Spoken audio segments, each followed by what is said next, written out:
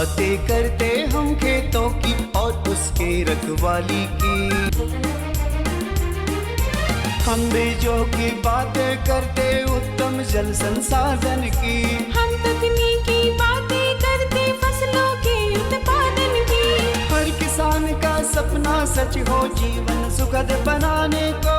गाँव-गाँव के हर आंगन का प्यारा सा ये दर्शन। कृषि दर्शन, कृषि दर्शन, कृषि दर्शन, कृषि दर्शन, कृषि दर्शन, कृषि दर्शन, कृषि दर्शन, कृषि दर्शन। किसान भाई बहन नमस्कार, जोहार। कृषि दर्शन कार्यक्रम में रौरमन के बहुत बहुत स्वागत है। स्वागत है रही और हमेशा बनल रही काले कि ये कार्यक्रम कृषि दर्शन है, ये खास करके रौरमन ले बनाल जाए है न, ताकि किसान भाई बहन मन के कोई भी समस्या कर समाधान जो है कृषि दर्शन कर कार्यक्रम से तुरंत मिल जाए है न।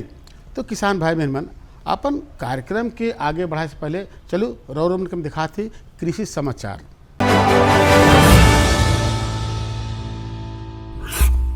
नमस्कार, कृषि समाचार में आपका स्वागत है। मैं हूं अर्चना। आइए देखते हैं आज कृषि समाचार में क्या है खास। किसान समृद्धि योजना द्वारा गांवों में मिल रही है सिंचाई सुविधाएं। पशुओं को संक्रमण से बचाने के लिए लगवाएं टीका। ग्राउंडनट डिकोडिकेटर मूंगफली छिलने के काम को करता है आसान।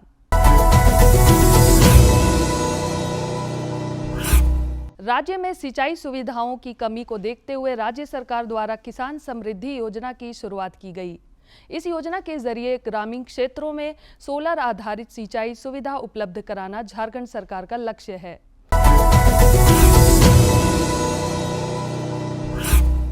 जाड़े का मौसम जा रहा है और गर्मी बढ़ने लगी है।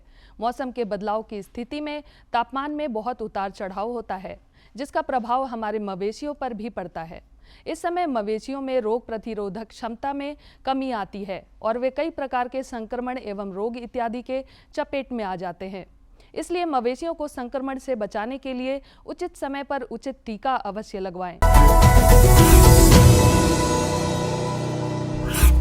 मक्का की फसल जाड़े के 2 महीनों छोड़कर लगभग पूरे वर्ष लगाया जा सकता है। जो किसान भाई इस समय गर्मा मक्का लगाने के इच्छुक हैं, वे इसके उन्नत प्रभेदों का चुनाव करें। झारखंड के लिए मक्का के उन्नत प्रभेदों में सुआन 1, बिरसा विकास मक्का 1 और 2 प्रभेद बेहतर माने जाते हैं। साथ ही बेबी कॉर्न और स्वीट कॉर्न के भी उन्नत प्रभेदों का चयन कर गर्मा फसल के रूप में लगाकर लाभान्वित हुआ जा सकता है। सुआन 1, बिरसा विकास मक्का 1 और 2 ये मक्का के उन्नत प्रभेदों में बेहतर माने जाते हैं। वर्तमान समय में इनकी बुआई की जा सकती है। 1 हेक्टेयर भूमि में 15 से 20 किलोग्राम की दर से बीज पर्याप्त होते हैं। बुआई से पूर्व बीजों को उपचारित कर लेना अच्छा होता है। बुआई के उपरांत उचित कृषि कार्यों को करके 50 से 60 क्विंटल तक मक्का की उपज पाई जा सकती है।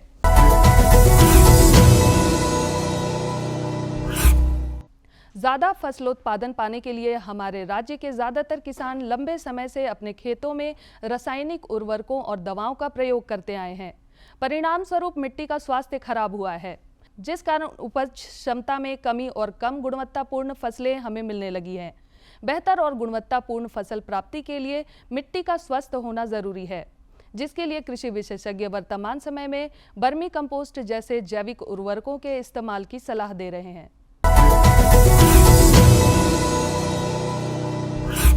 तैयार मूंगफली के दानों को हाथों द्वारा छिलकों से अलग करना मशक्कत भरा काम तो नहीं, परंतु इसमें समय काफी लगता है। इस कार्य को आसानी से और कम समय में करने के लिए कृषक ग्राउंडनट डिकोडिकेटर नामक उपकरण का इस्तेमाल कर सकते हैं। इस यंत्र को ग्राउंडनट डिकोडिकेटर कहते हैं। इसकी सहायता से मूंगफली के दानों को छिलकों से आसान से अलग किया जाता है। इस उपकरण द्वारा एक दिन में लगभग 2.5 से 3 क्विंटल मूंगफली के दानों को छिलकों से अलग किया जा सकता है। इस उपकरण को बिरसा कृषि विश्वविद्यालय के अभियंत्रण विभाग से प्राप्त किया जा सकता है।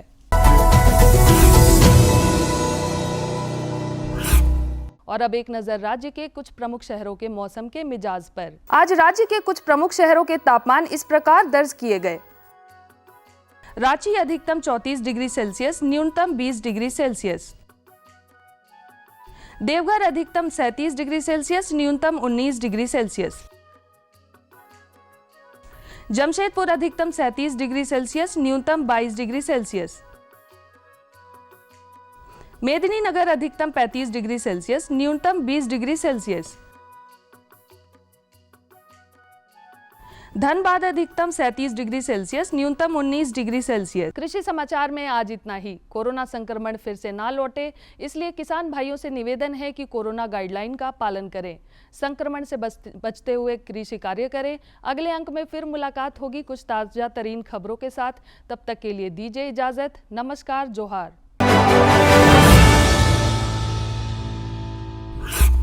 किसान भाई बहन मन, कृषि समाचार में रौरेमन तकनीक कर बारे में, उपकरण कर बारे में, मौसम कर हाल कर बारे में, मंडी भाव कर बारे में और कृषि संबंधी नवा जानकारी मिलक।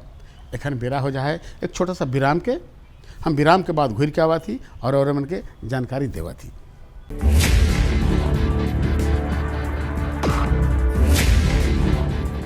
भोजन, जल और शुद्ध वातावरण हमारे जीवन का मुख्य आधार है और कृषि इसका मूल स्तंभ।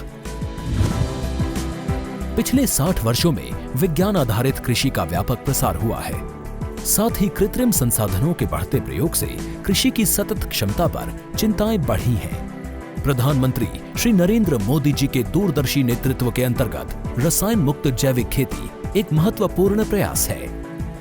रसायन मुक्त जैविक खेती को बढ़ावा देने के लिए 5 वर्ष पूर्व सरकार ने परंपरागत कृषि विकास योजना तथा उत्तर पूर्व भारत में जैविक मूल्य श्रृंखला योजनाएं आरंभ की। ऑर्गेनिक फार्मिंग को देश भर में बढ़ावा देने के लिए सरकार अनेक प्रयास कर रही है। इसके लिए परंपरागत कृषि विकास योजना के तहत काम किया जा रहा है। न सिर्फ ऑर्गेनिक फार्मिंग को बल दिया जा रहा है, बल्कि उसके लिए वैल्यू एडिशन और मार्केट की व्यवस्था भी की जा रही है। भारत सरकार एवं किसानों के सम्मिलित प्रयासों से आज देश के लगभग 36 लाख किसान 38 लाख हेक्टेयर क्षेत्र में जैविक खेती कर रहे हैं।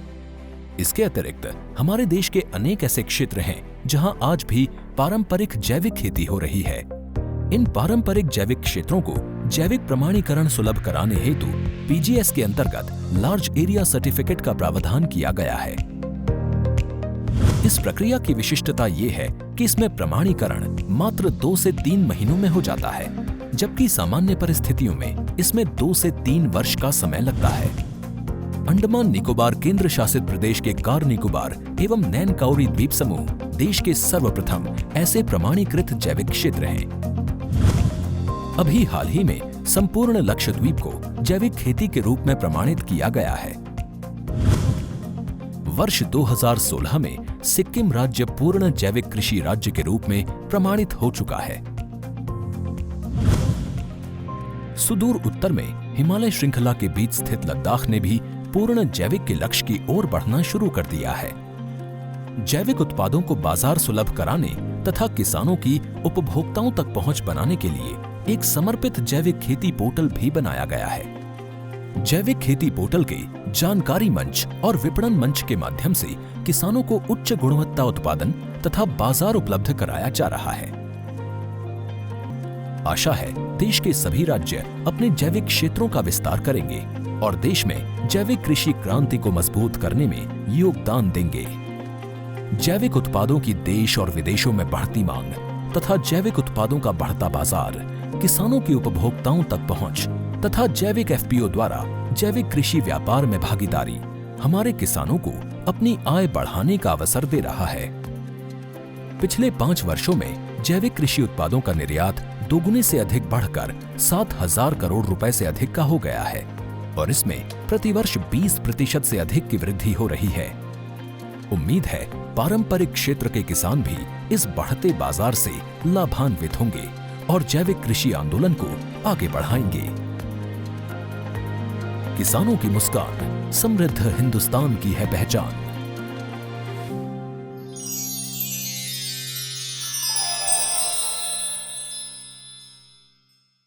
किसान भाई बहन, विराम के बाद रौरमन के बार फिर स्वागत है। तो चलू अपन कार्यक्रम के आगे बढ़ाती जानकारी की ओर।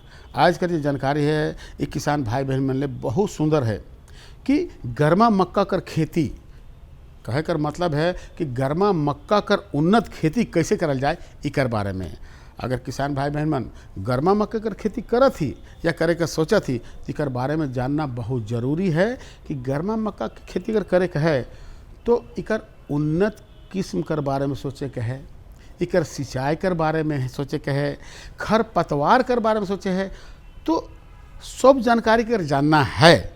तो चलो हमरे सीधे चला थी फीचर कर माध्यम से इकर जानकारी रौन के दिवा थी।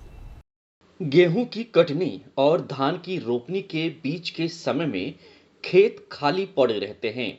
इस बीच गर्मा मक्के की खेती कर किसान अच्छी आमदनी पा सकते हैं। जानकार कहते हैं कि झारखंड में गर्मा मक्के की खेती का बहुत स्कोप है। दर्शकों नमस्कार, कृषि दर्शन कार्यक्रम में आप सभी का स्वागत है। आज हम ICAR प्लांडू में हैं और हमारे साथ हैं यहाँ के कृषि वैज्ञानिक डॉक्टर वीरेंद्र कुमार यादव जी, जिनसे हम बातचीत करेंगे और जानेंगे कि गर्मा मक्का की उन्नत खेती हमारे किसान भाई किस प्रकार से कर सकते हैं। आपका हमारे कार्यक्रम में बहुत बहुत स्वागत है। सबसे पहले तो हम आपसे यही जानना चाहेंगे कि गर्मा मक्का की खेती के लिए हमारे किसान भाई तैयारी किस प्रकार से करें। नमस्कार किसान भाइयों, गर्मा मक्का यानी लगभग 20 जनवरी से 15 फरवरी तक बुआई की जाने वाली मक्का, इसी को हम लोग गर्मा मक्का बोलते हैं। और इसके लिए कुछ बातों का ध्यान रखना बहुत ही ज़रूरी है। जैसे खेत ऐसा होना चाहिए जिसमें कि पानी नहीं लगे और पानी की कमी भी ना हो। इसीलिए हम गर्मा महीना में गर्मा मक्का की खेती नाली में करते हैं, यानी रीज और फरो बनाते हैं, फरो में बुआई करते हैं। दूसरा चीज़, जब लगाना होता है तो खेत की तैयारी करने के लिए हम लोग 15 दिन पहले ही लगभग जितने भी गोबर की सड़ी हुई गोबर की खाद होता है 10 टन प्रति हेक्टेयर की दर से खेत में डाल देते हैं। जितना संभव हो उतना डालना चाहिए। और बुआई करने के समय में खेत को अच्छी तरह से तैयार कर लिया जाता है, जिससे कि जर्मिनेशन में, बीज के जर्मिनेशन में, अंकुरन में सुविधा हो। और इसकी बुआई 0 टिलोज से भी होती है, जिसमें कि 0 टिल ड्रिल का उपयोग किया जाता है। और बुआई करते वक्त बीज को ज़रूर उपचार कर लेना चाहिए, क्योंकि होने वाले बीमारी और कीड़ों के प्रकोप से बचाता है। अगर सही तरीके से गर्मा मक्के की खेती की जाए तो आमदनी अच्छी खासी हो सकती है। अन्य मक्के की फसल की तरह ही गर्मा मक्के की फसल भी होती है, बस इनमें कुछ खास बातों का विशेष ख्याल रखना होता है। बीज उपचार के लिए जैसे कीड़ा के लिए इमिडाक्लोप्रिड जो है बहुत अच्छी दवा है। 6 ml प्रति किलो बीज की दर से उपचारित करना चाहिए। और बीमारी से बचने के लिए बावेस्टिन से उपचारित कर लेना चाहिए 3 ग्राम प्रति किलो बीज की दर से, छाया में सुखा करके, और तब बुआई करना चाहिए। और बुआई जो करें फरों में तो करें ही, साथ साथ बीज की गहराई 2 से 3 सेंटीमीटर रखें, ज़्यादा गहरा भी नहीं है और ज़्यादा ऊपर में भी ना रखें।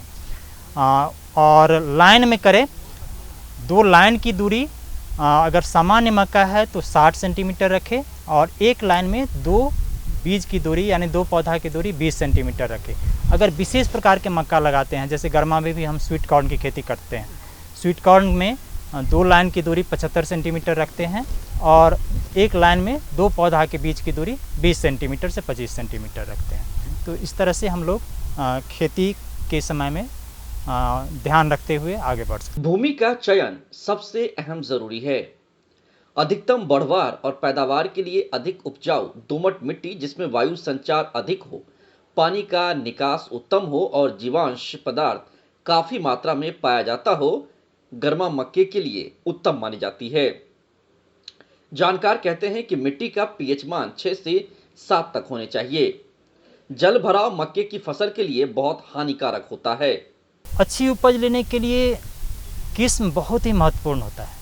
और मैं बताना चाहता हूँ, जो वर्षा के समय में आप लोग मक्का की खेती करते हैं, तो वर्षा के समय में जो भी किस्म 76 दिन से 85 दिन में तैयार होने वाली होती है, जिसे अर्ली वैरायटी कहते हैं, वो सारे वैरायटी हम लोग गर्मा में भी लगा सकते हैं। और जो किस्म यानी मध्यमकालीन है, 86 से 95 दिन में वर्षा के समय में तैयार होती है, उसे भी हम लोग गर्मा में लगा सकते हैं। जो देर तक तैयार होने वाली है उसको हम लोग नहीं लगाते हैं, जो एक्स्ट्रा अर्ली है उसको भी नहीं लगाते हैं। और इसमें जो नए नए किस्म आए हैं, जैसे पब्लिक सेक्टर का DMRH 1301, DMRH 1305 बहुत ही अच्छी किस्म है। एक उजली, ये दोनों ही पीले रंग की है, और उजला रंग का एक है HM12। इसके अलावा IMH 224, ये सब बहुत ही अच्छी उपज देने वाली है। अगर विशेष प्रकार की मक्का में जाए जैसे कि स्वीट कॉर्न, तो इसके लिए बहुत अच्छी किस्म है सुगर N75। और जैसे हम यहाँ पर मुर्गी पालन करते हैं, झारखंड में बहुत किसान भाई बहन मुर्गी पालन करते हैं, तो मुर्गी के लिए एक बहुत ही अच्छा मक्का से आहार मिलता है, क्वालिटी प्रोटीन मक्का का, जिसका कि कहा जाता है प्रोटीन अंडा के प्रोटीन के जैसे है। तो क्वालिटी प्रोटीन मक्का में HQPM 1, HQPM 5 ये पूरे देश के लिए अनुशंसित है। इस तरह से हम लोग किस्मों का चुनाव कर सकते हैं। बीज उपचार के लिए हम लोगों को ध्यान में ये रखना है, जो बीमारी से बचाव के लिए हम बाइवेस्टीन से उपचार कर सकते हैं। बाइवेस्टीन हम 3 ग्राम प्रति किलो बीज की दर से उपचारित कर लेते हैं, उसको बीज को फिर छाया में सुखा लेते हैं। और फिर कीड़ा से बचाव के लिए इमिडाक्लोप्रिड 6 ml प्रति किलो बीज की दर से उपचारित करते हैं, फिर सुखा लेते हैं और तब फिर बीज को बुआई करते हैं। अगर आप गर्मा मक्के की खेती कर रहे हैं तो आपको ये ख्याल रखना होगा कि उर्वरक और खाद प्रबंधन पर ध्यान दिया जाए। जानकार कहते हैं कि मिट्टी का परीक्षण कराकर उसमें उपलब्ध पोषक तत्वों की स्थिति तथा बोई जाने वाली किस्में और अवधि के अनुसार ही उर्वरकों का प्रयोग करना चाहिए। गर्मा मक्का में सिंचाई बहुत ही ज़रूरी है, और गर्मा महीना में ये समझिए जो 10 से 15 सिंचाई की ज़रूरत पड़ जाती है। अगर हो सके तो ड्रिप का इस्तेमाल करना चाहिए, जिससे कि पानी की भी बचत होती है। और अगर ड्रिप की व्यवस्था नहीं है तो ये ध्यान रखें, जो अप्रैल महीना के 15 अप्रैल तक 2 सप्ताह के अंतराल पर एक सिंचाई ज़रूर दे, और 15 अप्रैल के बाद जब तापमान और बढ़ जाती है तो प्रत्येक सप्ताह सिंचाई करें। लेकिन सिंचाई करते वक्त ये ध्यान रखें जब पानी जमा ना हो, क्योंकि मक्का को सिर्फ नमी चाहिए। अगर पानी 2 दिन से ज़्यादा जमा हो गया खेत में तो पौधा मरने लगता है। तो किसान भाई बहन मन और में देख ली कि गर्मा मक्का का जो उन्नत खेती है उकर देखभाल कैसे करल जाए। अब जो है कि आम और लीची का जो टिकोला है उकर देखभाल के बारे में कि भाई देखो आम और लीची का टिकोला तो लग जा है, लेकिन उकर टिकोला के देखभाल कैसे करल जाए इकर बारे में। तो कहे कर मतलब कि देखो आम और लीची का जो टिकोला है इकर में मंजर और फूल आवे कर पहले इकर में दवाई डालल जाला, इकर में सिंचाई कर बारे में सोचल जाला, इकर में कीट पतंगा कर बारे में मतलब ध्यान देवे के चाही। तो इस सब कर आगे जे करे के है तो चलो सबसे पहले हमारे जो है हमारे कर विशेषज्ञ हैं उन करे से जानकारी ले लेवा थी, है नहीं कि विशेषज्ञ साहब हैं कि आम और लीची जो टिकोला है इके हम देखभाल कैसे करब इकर बारे में जानकारी लेव, है नहीं। आज हम बिरसा कृषि विश्वविद्यालय के प्रांगण में उपस्थित हैं और हमारे सामने उपस्थित हैं कृषि वैज्ञानिक डॉक्टर सुप्रिया सिंह। सबसे पहले कृषि दर्शन कार्यक्रम में आपका स्वागत है जी। जोहार, नमस्कार। ये मैडम, ये किसान भाई जानना चाहेंगे, जैसे गर्मी का मौसम है, अब ये आम एवं लीची के पेड़ों में टिकोले लग गए हैं, तो आखिर में उसका देखभाल किस तरह से किया जाए, इस बारे में थोड़ा बताएंगे। आम और लीची के जितने ज़्यादा जो हम लोग ये देखेंगे कि हमारे ज़िले में जो प्रभेद जो हैं, ज़्यादातर सारे प्रभेद में मंजर से ऊपर उठ के अब हमारे जो हैं वो टिकोले लग गए हैं। अगर टिकोले में मटर के दाने के बराबर का टिकोला हमारा हो गया है तो हम उसमें छिड़काव कर सकते हैं कीटनाशकों का, कि हमारे रोग और व्याधि कीट जो है वो ना लगे, कीट पतंगों से भी बचाव किया जा सकता है। लेकिन अगर वो मटर के दाने से छोटे हैं तो हमें रुक जाना है, तब हमें कीटनाशकों का या रोग उनका दवाई का छिड़काव नहीं करना है। और अगर कीटनाशक में हम लोग जैसे अभी हम लोग दे सकते हैं इमिडाक्लोरोपिड नामक जो हमारी कीटनाशी है उसको हम लोग दे सकते हैं। हमारे किसान भाई उसको उसका स्प्रे करा सकते हैं। उसका जो डोज रहेगा वो 1 ml प्रति 3 लीटर पानी में डाल के उसको हम लोग को छिड़काव करना है। इससे ज़्यादातर हमारे जितने भी प्रभेद रहेंगे आम और लीची के, उनमें रोग और व्याधि और कीटों से उसका बचाव, कीटों से ज़्यादातर कीटों का बचाव किया जा सकेगा। साथ ही ये भी ध्यान देना है कि अभी जैसे बारिश हो जा रही है, बारिश होती है तो हमें उसमें जो है सिंचाई नहीं करना है। लेकिन अगर हमको दिख रहा है कि हमारे जो मिट्टी है उसमें अभी हमारे आम का बगान का मिट्टी सूखा हुआ लग रहा है, पेड़ के चारों किनारे की मिट्टी अगर सूखी हुई लग रही है तो हम उस बगान का हम कर सकते हैं सिंचाई का, उसको कर लेना है। और सिंचाई जो रहेगा वो देखते हुए, ध्यान देते हुए हम सप्ताह में 1 बार या 10 दिन के अंतराल पे हम सिंचाई करेंगे। और फल जो हैं वो चूँकि अभी छोटे हैं और हवा का प्रकोप भी रह रहा है, बारिश भी बीच में हो जा रही है, तो 1 बार प्लेनोफिक्स नामक आती है दवाई, वो नैप्थलीन एसिटिक एसिड रहता है, तो उसमें तो उसका भी हम छिड़काव कर सकते हैं। उससे क्या रहता है कि उस जो हमारे फूल और फल जो लग रहे हैं छोटे, वो झड़ने की समस्या जो रहती है वो थोड़ी कम हो जाती है। और ये भी ज़रूरी है कि जितने आम में हमारे जो मंजर बहुत लगता है, लेकिन सारे उतने मंजर जो रहेगा वो सब फल नहीं पकड़ता है, ये चीज़ को हम लोग को ध्यान देना है। वो उसमें अगर वो गिरते भी हैं तो इसमें हमारे किसान भाई जो हैं वो जैसे हवा के दबाव से या बारिश के, अभी जैसे मौसम बीच में बारिश भी हुई थी पिछले सप्ताह में, तो हवा से उसके कुप्रभाव से कहिए तो काफ़ी मंजर जो है वो थोड़ा झड़ा था, लेकिन उसे बहुत ज़्यादा चिंता करने की ज़रूरत नहीं है, क्योंकि हमारा जो आम रहेगा, आम या लीची रहेगा, वो 25-30% भी अगर लग गया, जितने फूल में उतने भी अगर हमारे, तो वो पर्याप्त हो जाएंगे। हमारा अच्छा मुनाफा हमारे किसान भाइयों को मिलेगा। रोग और व्याधियों से भी हम लोग को देखना है कि हमारा जो बगान है वो बचा रहे। बीच बीच में रोग का जो वो दवाई है उसको हम लोग को छिड़काव करते रहना है। और सिंचाई जो रहेगा उसका ध्यान देना है। सिंचाई हमें 10 दिन के अंतराल पर सूखा होने पर बगान अगर तभी हम सिंचाई करेंगे।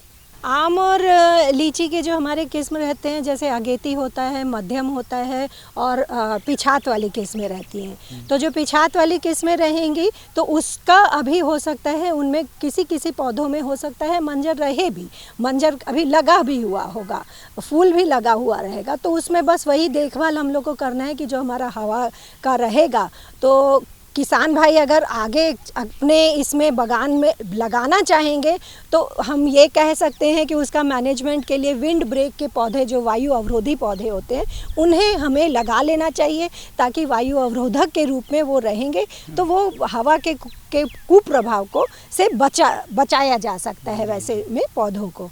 लेकिन जहाँ आप नहीं हैं तो उसमें तो हम लोग को वही ध्यान देना पड़ेगा कि हम लोग जो प्लानोफिक्स है, जो दवाई हम बता रहे हैं, उसका छिड़काव पहले ही थोड़ा देर भी हो गया, फरवरी के माह में भी कर सकते हैं, मार्च में भी कर सकते हैं कि उस प्लानोफिक्स नामक जो दवाई है उसको हम लोग छिड़काव करें, और ताकि जो हमारा फूल और फल जो है वो झड़ने से बचेगा। उस कार्यक्रम जो ये कारण जो है वो ज़्यादा वो रहता है कि जैसे तापमान जो है आपका, वायु में तापमान जो है, एटमॉस्फेयर में टेम्परेचर अचानक से अगर बदलाव हो जाता है और हम लोग पानी भी पटा देते हैं, तो क्या रहता है कि उस कारण से भी फटने की समस्या जो रहती है, एकदम गर्म रहेगा और बारिश हो गई या उस कारण से लीची फटने की समस्या जो रहती है वो ज़्यादातर उसी कारण से होती है।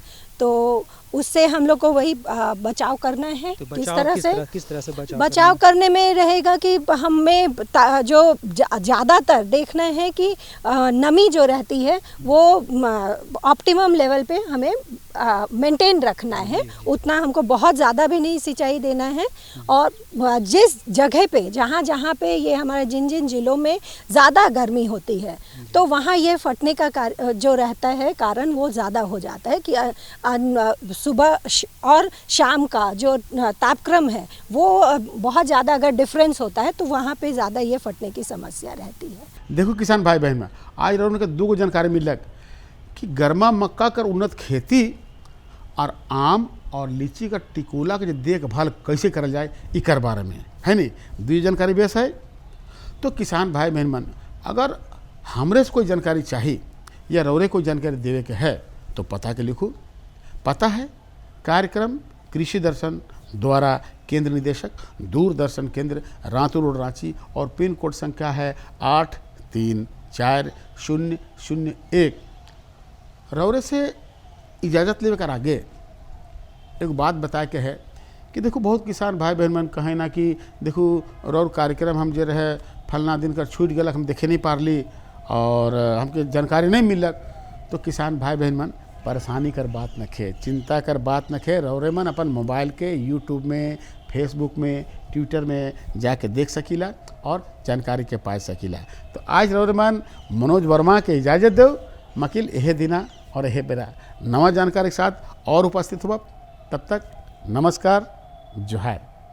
हम बीजों की बातें करते उत्तम जल संसाधन की, हम तकनीकी बातें करते फसलों के उत्पादन की। हर किसान का सपना सच हो जीवन सुखद बनाने को, गाँव-गाँव के हर आंगन का प्यारा सा ये दर्शन।